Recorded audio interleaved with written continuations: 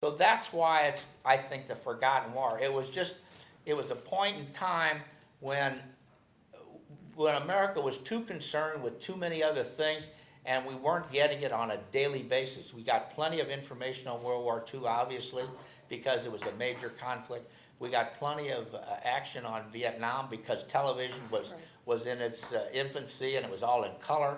Whereas Truman said that Korea was a police action. Well, it was one of the worst police actions that the United States has ever been faced in, and he was the president that did the right things for Korea. There's no question about that in my mind, but it was never considered a war per se. Now, I think you'll have a hard time convincing the Marines at Chosin and a lot of the Army at Pork Chop Hill and all the air crews that were shot down over North Korea that it wasn't a war, but it was. But it wasn't broadcast, it wasn't daily at home, and so therefore, and when the people came home from the Korean War, they just took a job and went on about their business. There were no parades, there was no animosity as there was to the GI as there was in Vietnam. And so it was just kind of a non-thing, and until the people in this country have the opportunity to go to Washington, D.C. and see that Korean monument, then they'll really know what it was all about. It was definitely, not the war to end all wars, but it was certainly something that, it was not a pleasant thing for most of the people that served there.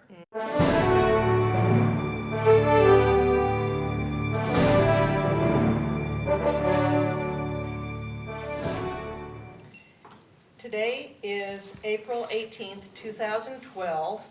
We are at Enterprise Bank in Creve, Missouri, and we are here to hear the story of Wayne Fick. And also in the room with us is Chuck Sandroff, who's doing the logging, and Roger Fredrickson, who's the videographer, and my name is Nancy Kaiser. Welcome, Mr. Fick, and thank you for being here. You're welcome. If we could start, could you just say and spell your name for the record? Yes, my name is Wayne Fick, F-I-C-K. I was born in St. Louis, Missouri, and I went to St. Louis University and got a commission through the ROTC. Okay, great. Can you tell us, you were born in St. Louis, can you tell Correct. us your birth date? My birthday is 10/20/30. Okay. So it's, the boys I play softball with use that as a nickname. They say, 10/30, do this, do that. And so anyway, Okay. but long time ago. What part of St. Louis did you grow up in? I grew up in University City, graduated from University City High School in 1948, and started at St. Louis University in February of 1949. I went to work in Oak Ridge, Tennessee for about 6 months prior to going to college. Okay. And to go back to your childhood a bit, if you could tell us a little bit about your family. Did you have siblings? My parents, we grew up for the most part in two separate locations in University City. The first one was at 6617 Chamberlain. We lived in a four-family flat, and the building next door was where my grandparents lived. And in 1940 or 41, I'm not exactly sure when, we moved to 7610 Carlton, which was directly across the street from Miller Park. And my youth was in and around Miller Park and University City High School. I went to grade school at All Saints in University City and then Christ the King in University City. We walked the proverbial 10 miles to school, but actually it was about a mile. And back in those days, you walked all the time, Right. to and fro. Were you an only child or any brothers and sisters? No, I had two brothers and two sisters. My youngest brother passed away about 12 years ago, and my other siblings are still alive. And where were you in the... And I was the top of the pecking order. You're the oldest? Yes. Okay. Firstborn. What did your dad do for a living? My father did a number of things, but primarily he was involved. Originally, when they were first married, he was working for a company in St. Louis called the Comey Company, and they did fabric dyeing and so on. But his later years, he got involved with the insurance business, and he had debit insurance routes, so to speak, in the city, but he lived in University City. And so his primary occupation then was in insurance sales. Did your mom work outside the home? My mother worked for a while after we were all in school and into college and high school for Boyd's in Clayton, but primarily her job was homemaker. Right. What were things like in those days? You mentioned your childhood, sounds like a lot of time spent outdoors and Well, we were sports across the and- street from a park, and our activities were engaged in everything that the park did. At University City at the time, in the summertime, they would have counselors in the park, and they would help in doing craft work. We had a softball team that would visit the other parks in the University City system, and we would play league-type games against these other parks. We'd travel back and forth on our bicycles during the day, no uniforms, no hats, make-believe gloves, et cetera, but it was a kinder, gentler time in the 40s. And while all of this was going on, of course, we had young guys, fighting in World War II. As it turned out, I graduated from grade school 2 days before the D-Day landing. Wow. And so it was a very memorable time. I remember very well many of the battles, many of the activities in World War II. I remember the D-Day in World War II, and at that time I was working for a wood products manufacturer in University City. So it was an interesting time. Had your dad had military experience? My father never had any military experience because he had 5 kids and he had a bad back. Okay. But he did work for a company called Stupp Brothers Bridge and Iron, and they made military boat crafts down on the Mississippi River, and he did that as a secondary job, and his primary occupation, I believe, was a welder. Okay. Growing up, you talked about obviously being aware of World War II. Did you know any other family members or parents, fathers of kids in the neighborhood or friends of yours who were in the service? We had 3 second or third cousins. I guess they would have been second cousins, and they were all in the military. One was in the Air Force. All 3 of them were in the Army. Those were the only ones that were direct family members that I was aware of that was in the military. Do you remember hearing about Pearl Harbor? Oh, absolutely. And in fact, in a recent thing with the kids that I participated in at the Lindbergh High School, I told these kids that it was an interesting time, and the announcement came out, and I remember to this day seeing it, that the Japanese had bombed Pearl Harbor. I said at that time, very, very few people even had a clue as to where Pearl Harbor was. I said, if they would have said that they bombed Hawaii, everybody would have known. Right. I said exactly the same thing happened again, and to go a little bit further, when the North Koreans invaded South Korea on June the 25th of 1950, there was virtually no one in this country that knew where Korea was. Right. I was a geography major in college, and I didn't know. Now, we found out very quickly where it was, but nobody really knew Right. because it was just an unknown Right. entity at that time. Right. Do you remember how you felt when you heard about the Pearl Harbor attack? Well, at the time, I think I was about 11 years old. In fact, I was 10 or 11, and I really didn't give it a lot of thought at that moment. Right. I do remember, however, the very next day, it was December the 8th, and having gone to a Catholic school, it was always a holiday because it was a religious holiday. And I can remember lying on the living room floor looking at comic books and listening to President Roosevelt giving the address speech. before Congress, and that day that she'll live in infamy, Right. et cetera. And so from that point on, we obviously paid a lot of attention, to the war and what was happening. We certainly remember the Doolittle raid, and I read many books on what the Marines did in the various battles in World War II. So it was an important part of our life. Sure. Growing up, did you ever give any thought to military experience for yourself? I never did. I never really gave it a lot of thought. I was in the Boy Scouts. Certainly we were too old to serve in World War II, I graduated in 48, and of course the war, the Right. drafting was over in 45 or 46.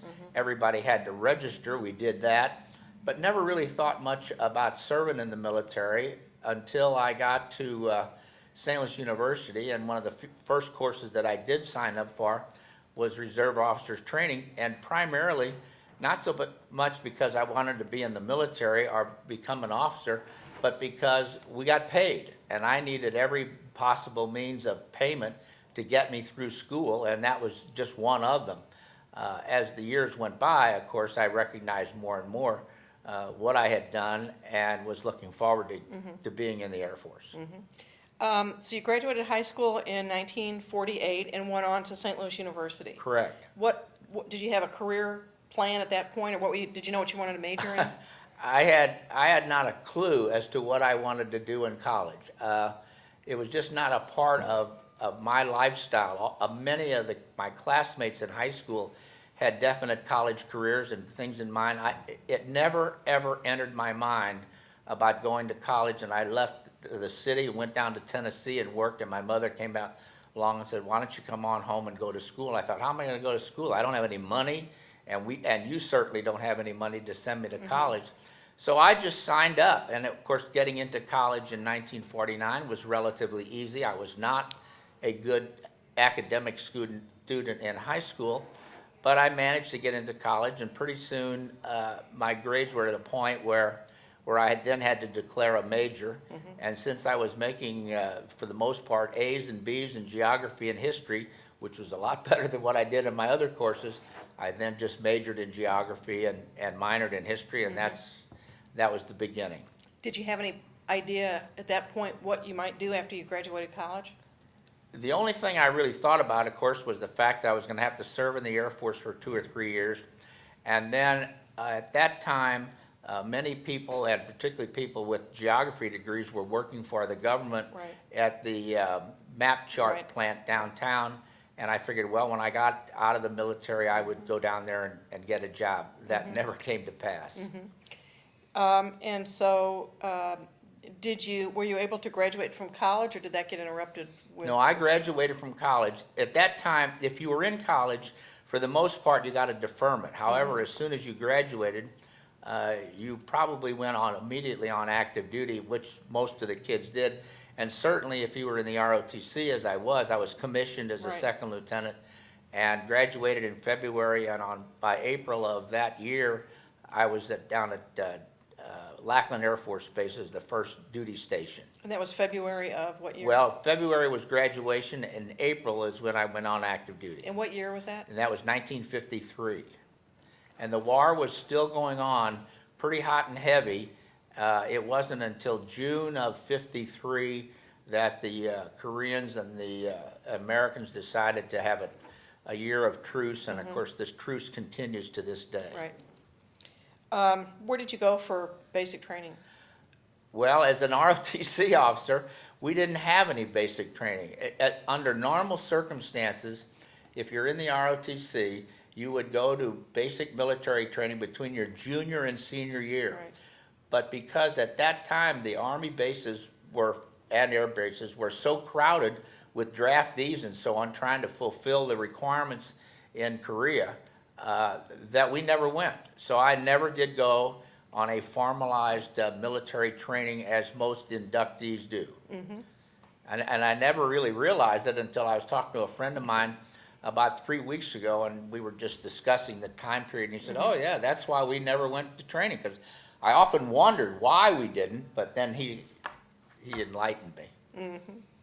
So you graduate in February of 1953. Correct. And when did you learn where you were going or what you were going to be doing next? Well, as soon as we got to Lackland, we were assigned various duties. We were given assignments as to what we were going to do.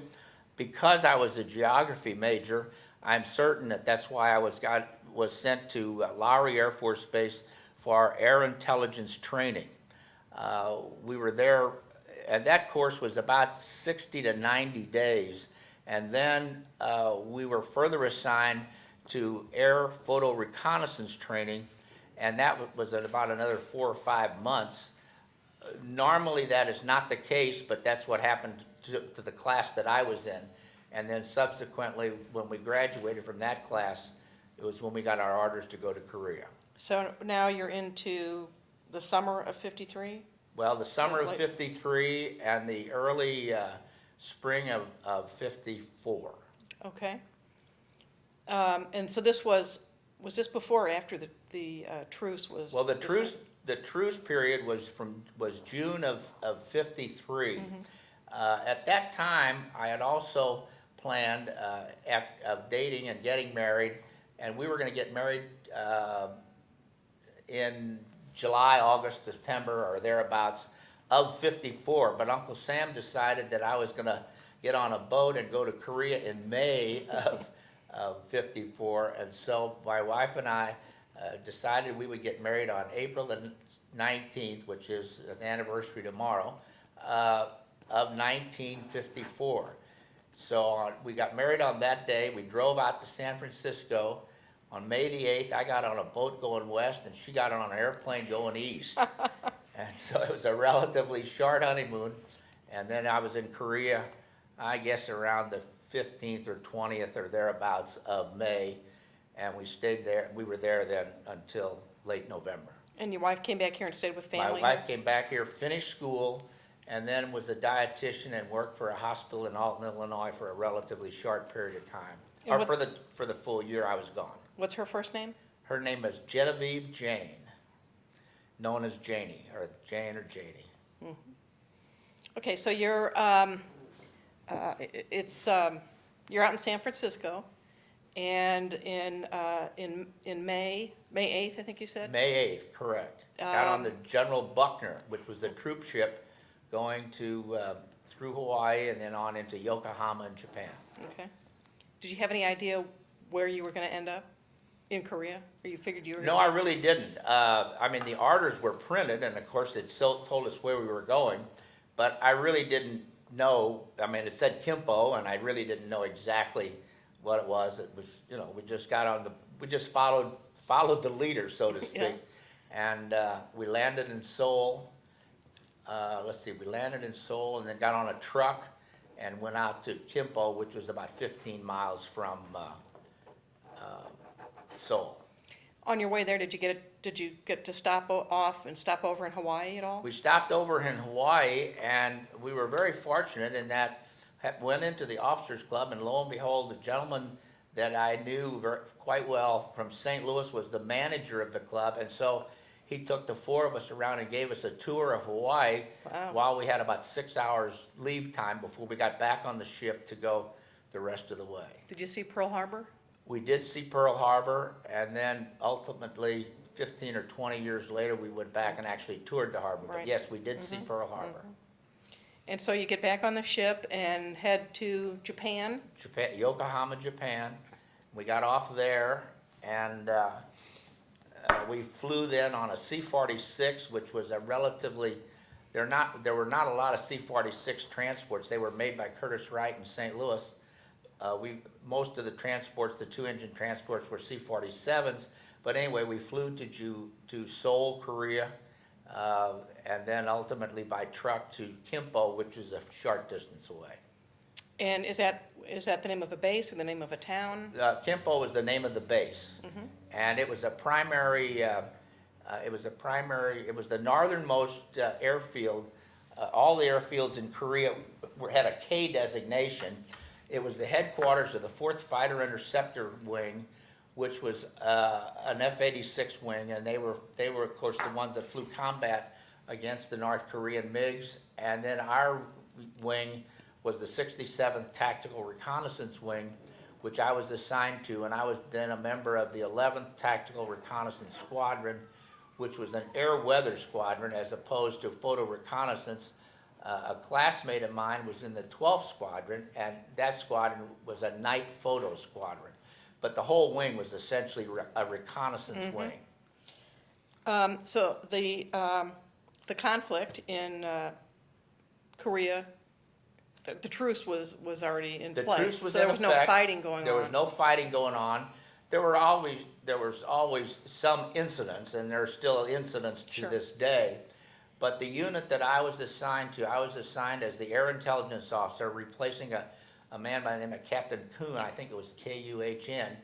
And our unit would fly 2 missions every single day out over the Yellow Sea, and then we would also fly 1 mission across Korea along the 38th parallel. It was my job to give some briefings before the meetings, before the pilots took off, pilot and air crews took off, and then more importantly, it was to debrief them after they returned as to what they might have seen, I see. or what if there was any occurrences of any kind while they were in the air. So you stayed at the base, you didn't I go was with at the them? base all the time, yes. Mhm. So the earlier intelligence training that you had, sounds like you were still putting that into place, or you were able to use Yes, that? well, it was certainly beneficial. Now, as it turned out, this other friend of mine who was with the 12th Squadron, neither one of us did any photo intelligence reconnaissance, any photo interpretation. We were strictly air intelligence. So, in theory, it would have been unnecessary for us to have the photo radar interpretation. However, we had 4 more classmates that were with us when we were in Denver who were in the squadrons, in a different squadron, and they were actually using their photo radar interpretation. This other fellow and myself, we did not have to because we were strictly air intelligence briefing and debriefing. In addition to that, we would conduct various classes on photo identification and information that was passed on to us by higher Air Force commands, and then we would instruct the flight crews, et cetera, in this information. But it was a relatively easy operation, and since there was no actual conflict, Right.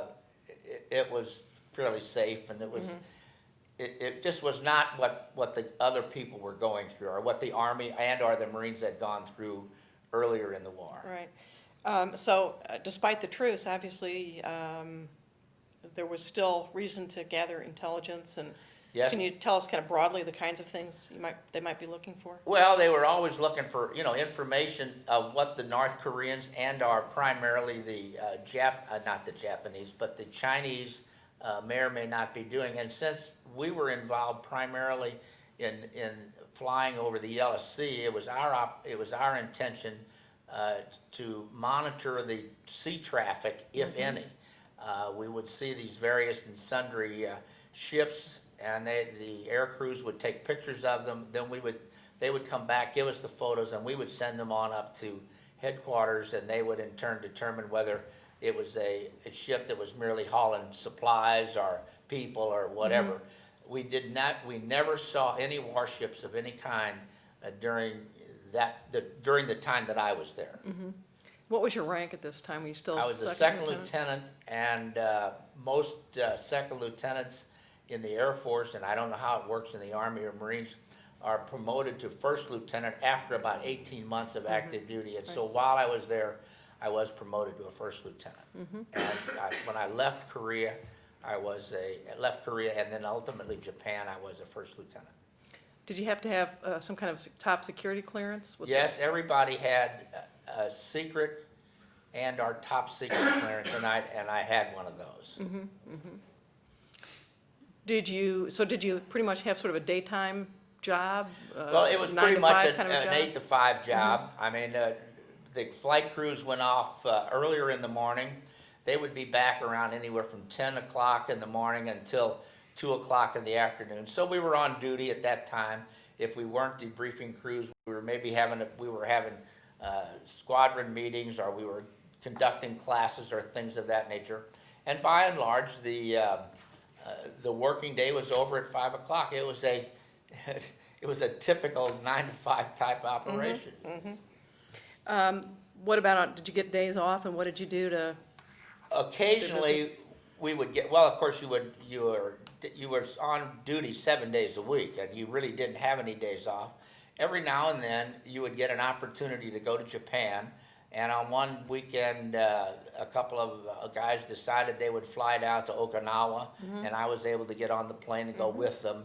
And so we would get an R, what they referred to as an R&R, and rest and recuperation, and that would last anywhere from maybe a long weekend or a short week, or maybe you would just get a trip someplace, but that didn't happen very often. So, so the overall, the duty was pretty easy. And how long were you in country there? I was in Japan from May until November. In November, the entire wing moved to Atami in Japan, which is outside of Osaka. A beautiful city, and it was, there was a lot of Japanese shrines in and around the Osaka area, which were not damaged during World War II. By the time we got to Japan in 1954, 55, there was virtually no evidence of bombings of any kind or destruction from World War II. They had completely rebuilt practically everything that you could see. And it was really an interesting thing. The job continued the same as it was while we were in Korea. However, we did have more free time, and you had more weekends off, and as a result, on the weekends, you could go places because there was some place to go. Right. There really weren't a lot of places to go in Korea, so you just kind of stayed near the base. So they moved you to Japan, but the Correct. mission stayed the same, Well, and they the were... mission stayed the same, and crews shuttled back and forth I see. to do the same thing, but we relocated the entire Do you know why they operation. did that, why they moved? I have no idea. I have no idea. I think that was just, well, I just really don't know. So what kinds of places, what kinds of things did you get to see while you were in Japan? Well, primarily in Japan, we got I had an R&R in Tokyo, and that lasted about 4 or 5 days. And so we saw quite a bit of the Tokyo area.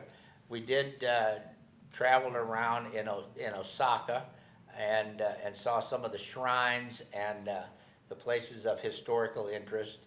And then, you know, most of the time we were not confined to base, but most of the time when you were off duty, you were spending time in the officers' club because there was either entertainment or beer to drink or whatever. So it was really, there really wasn't a lot of other things to do. Now, a lot of the guys were involved in athletics on the field. Every now and then we'd get movies periodically.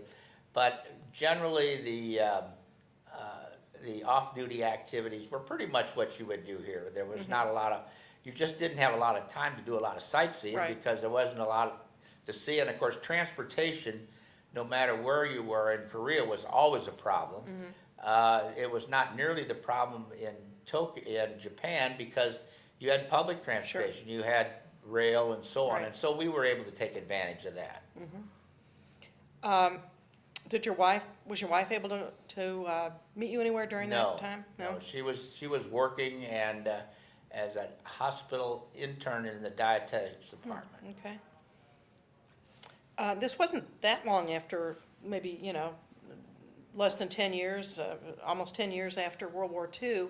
How did the Japanese and Americans interact, and how did the Japanese, how were they toward you? Did they accept Americans, or was there any residual There was, stuff? all of my contacts with the Japanese were very fine. I mean, and my contacts primarily, when we were on the base, there were very few other than the people that were there working, you know, in maintenance or things of that nature.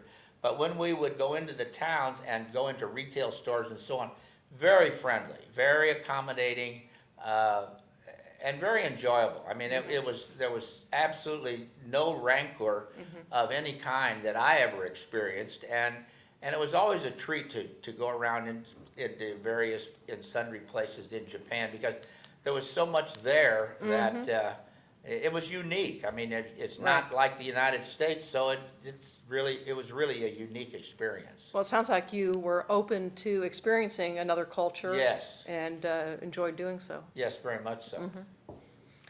I know you brought some things. Would you like to share them with us? Well, the things that I did bring, this was a yearbook that of the wing that I belonged to, and it was published, and my picture's in it a couple of times, of course. Could you show the cover of that up to the video? Yeah. And there was also one that the guys themselves made, the unit that I had, and this was the squadron of just the unit that I was in. My picture's not in this, but it showed our flight crews and the aircraft and so on. And then this I'm really proud of because just recently, this is the second follow-up. This is a letter from the Korean government. You show the cover of that too, because that's in Korean, right? Yes, thanking us for what we did. The thing that is so interesting about the Korean government today and the people in Korea is the people of our generation are eternally grateful for what we did for those people.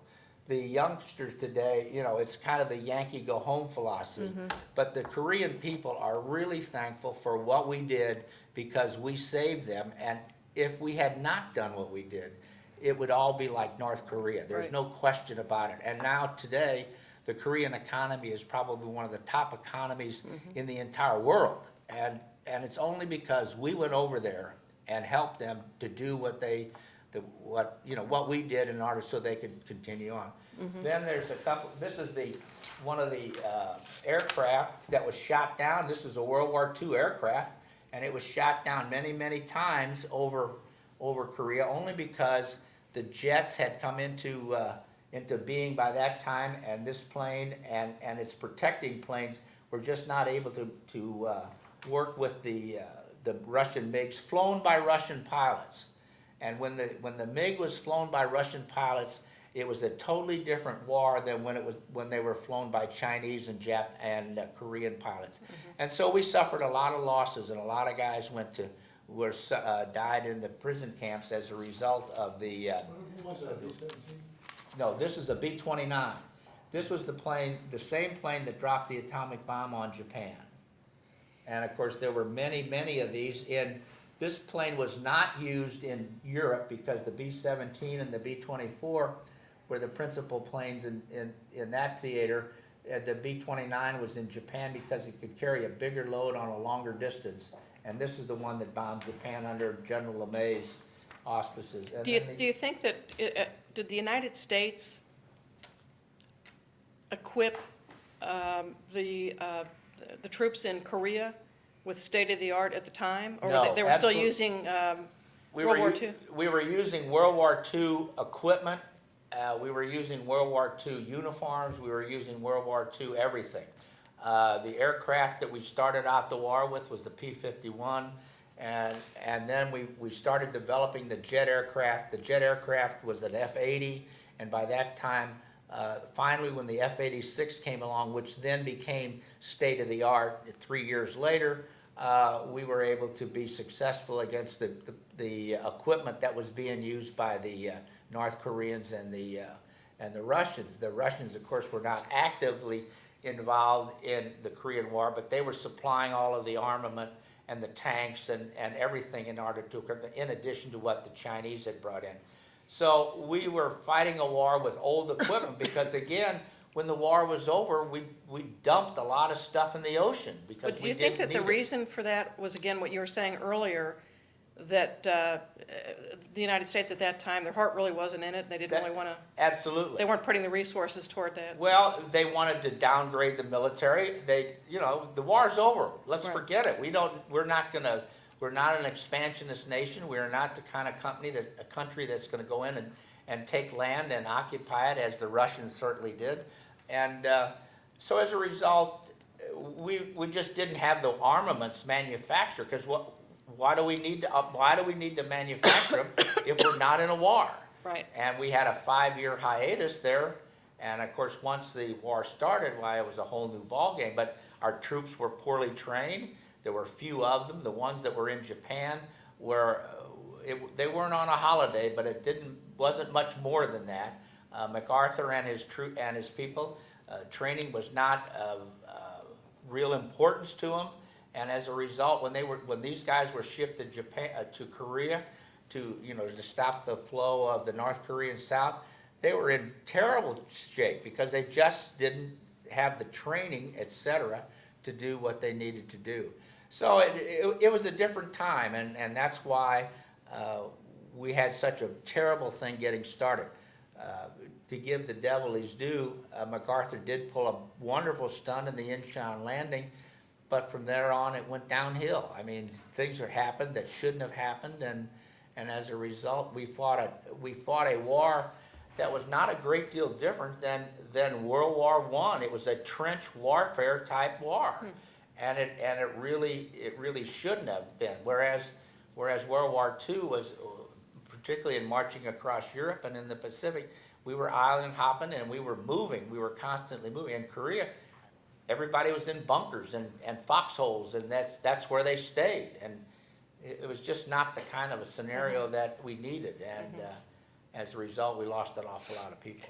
And do you have some other things you'd like to show? Well, this is a little self-aggrandizement, if that's the right word. This is my medals, et cetera, that I got while I was serving over there. A couple of them are, one of them is from the state of Missouri, two of them are from the Korean government, for which I'm very proud of, and then three of them are typical United States medals that everybody that served in Korea got. I mean, if you were there during the Korean War and up to and through the end of the peace period, you got the three medals: the United Nations, Korean Service, and American Defense.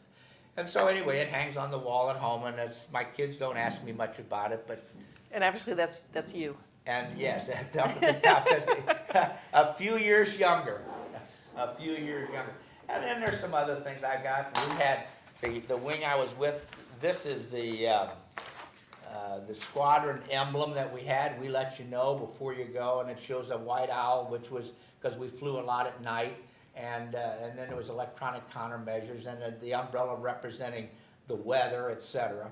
And it was an around-the-clock situation. And then the other thing that was interesting is because by the time I got there, the war was pretty well over. And so the unit, they produced a newspaper. I mean, and this is not the Stars and Stripes. This was a newspaper of just what we did in Korea. And so it gives you an idea that the war is over. I mean, it really wasn't, but I mean, when you've got time to produce a newspaper, something's changed. So when did your time in Asia end? Well, actually, I had a reasonably short tour. I think in February of '55, I came home, and I think we were back in the States in March, and I was immediately released from the service out of March Air Force Base, which is north of San Francisco, and then flew on home and then resumed civilian life from that point on. Within a relatively short period of time after getting home and getting set up, I joined the Missouri Air National Guard.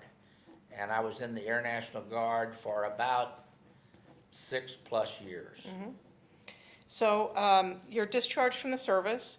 You come back to St. Louis, reunited with your wife. Correct. And did you have any idea as far as a career or what you would do in that area at that point? I think the first place I really thought I had an opportunity was with the chart plant, and they would give you a GSA rating or a GS rating, and whatever it was, I thought that I should have had one or two more higher than that, because one, I was an intelligence officer, two, I was a college graduate, three, I was in geography, and so on. So I felt that I earned a higher rating than they wanted to give me, and they didn't, and so I looked elsewhere, and I ultimately got jobs, first in insurance sales, and then I went to work for an oil company. And so the first 20+ years of our career, I was involved in sales of one sort or another for all the companies I worked for.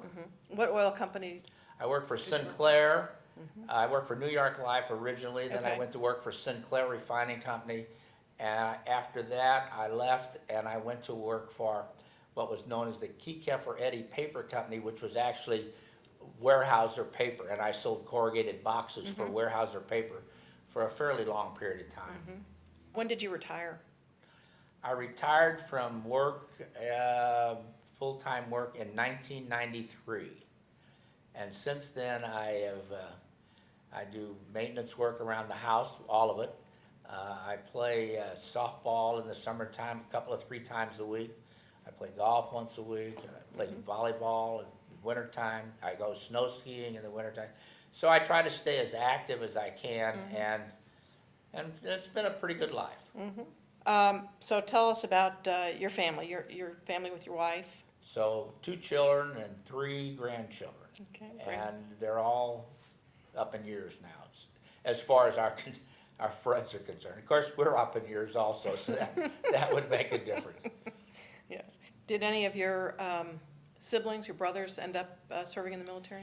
Yes, my brother, my oldest brother, or the one immediately next to me, he was in the Air Force and became an X-ray technician. He was over at Wheelus Air Force Base in Libya, and this was obviously before Muammar Gaddafi came over.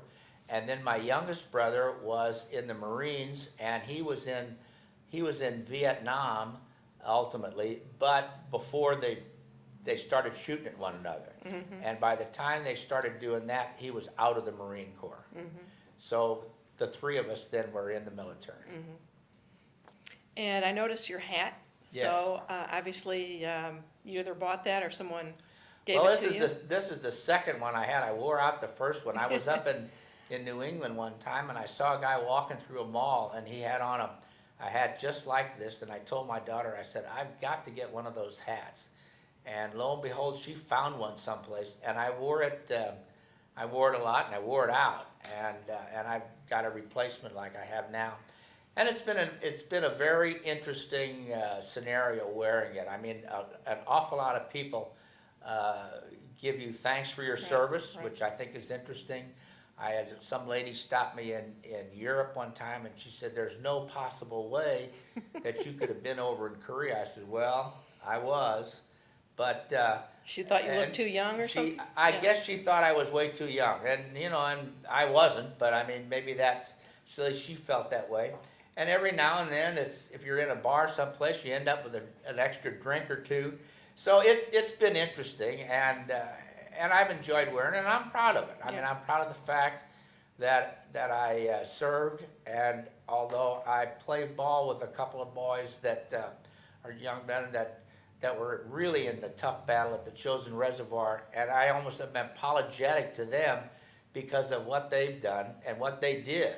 And they say, hey, listen, you were there, you did what you could do or what you had to do, and that's more than a lot of others. And so I guess that's the way to look at it. Mm-hmm. I don't have any reason to apologize for it. Is there anything else that you'd like to add that we haven't discussed? Well, I just think that it's a shame that the kids do not know more about history and the history of the country.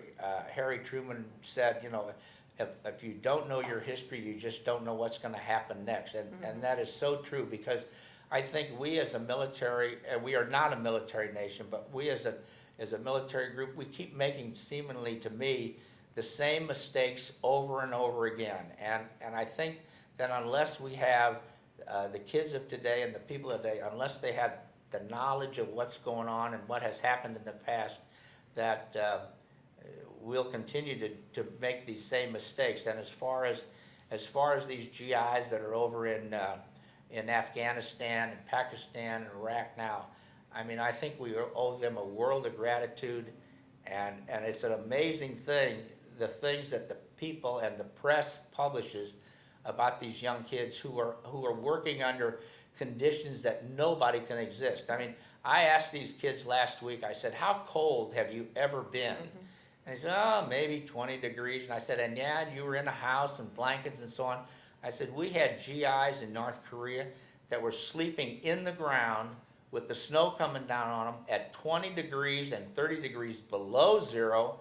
And in addition to that, the Chinese were coming up the hill shooting at them. I said, so the people in this country have not a clue as to what the people in the military go through and what kind of sacrifices they make. But it was an interesting time. I'm glad that I went. I would love to go back to the Far East. I can't say that I would be wildly enthusiastic to go back to Korea per se, but I would go back to Japan in a heartbeat. I mean, beautiful country, and certainly a very interesting country. I imagine that going to places like Hong Kong would be interesting and so on, but I think my emphasis more on, as far as world travel, is going to Europe first. Well, thank you so much for your time, Okay, you're welcome. and thank you for your service to our country. Thank We you. appreciate it. Thank you.